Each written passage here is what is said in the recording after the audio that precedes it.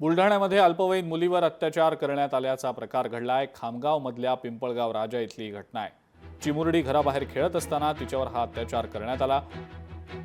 पोलिसांनी 24 वर्षीय आरोपीला या प्रकरणी अटक केलेली आहे। पिंपळगाव राजा पोलिसांनी या संदर्भात कारवाई केलेली आहे।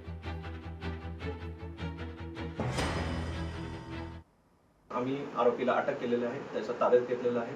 तसेच इतर जी काही कारवाई आहे, लीगल प्रोसिजर्स आहेत, मेडिकल टेस्ट आहेत, एक्झामिनेशन आहे, तेही कारवाई त्याची चालू केलेली आहे।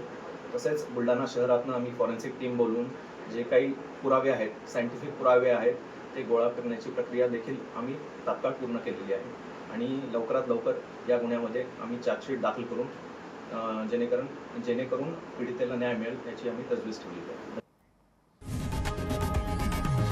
लोकशाही मराठी ऐका, पहा, जागरूक रहा।